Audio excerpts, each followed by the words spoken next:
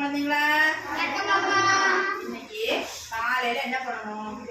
கடிதம் எழுதிட்டு சொன்னோம். எது குறித்த கடிதம்? தண்ணீர் குழாய் உடைந்துச்சுன்னா யார்கிட்ட நம்ம சொல்லணும் சரி செய்ய அப்படிங்கிற கடிதம் அதுதானே. நம்ம யார்கிட்ட சொல்லணும்?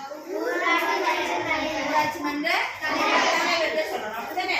சரி, அப்ப அதை நம்ம எப்படி கடிதம் மூலமா தான் சொல்லணும். சரியா? அப்ப நம்ம அந்த அனுப்புனர் வந்து யாரு? கடிதத்தை அனுப்புறது வந்து பெறுறது வந்து அவங்க. அப்ப நம்ம எழுத்து வடிவமா கொடுப்போம். அப்ப அனுப்புனர் அந்த பெறுநர் எழுதிருக்கீங்க. நிறைய பேர் எழுதிருக்கீங்க. சிலர் வந்து சில இடத்துல தப்பு செய்யணும். அது என்னன்னு சொல்றேன் பாரு. இந்த அனுப்புனருக்கு வந்து இந்த நேரம் உங்களுக்கு ஒரு சந்தேகம் வருது. சரியாமா? அது வந்து நம்ம சரி பண்ணுவோம். சரியா?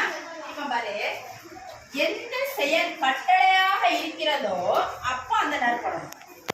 அந்த செயல் வந்து கட்டளையாக இல்லைன்னா இந்த நற்படணும். சரியாமா? இப்ப பாரு, அனுப்பு யாரு வரா?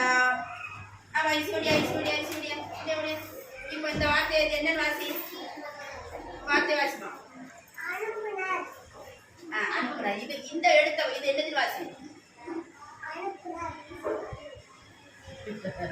அனுப்புனர். இந்த இதுல என்ன எழுத்து வாசி? அனுப்பு. அது கட்டளையா இல்லையா? அப்ப என்ன பண்ணணும்? போடு. சரி, சரியாமா?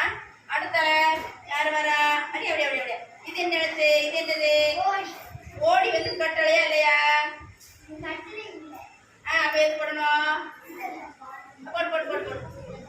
சரி, அடுத்த வேற யார் வரா? அப்படியா. இது என்னன்னு வாசி? பெருங்கிறது கட்டளை. அப்ப என்ன பண்ணணும்? போடு. சரி, அடுத்த யார் வரா? அப்படியா. இது இப்ப அது அடிச்சா அப்படியா. இது வந்து என்னது?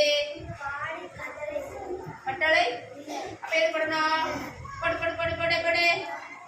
வேற யார் வரீங்களா?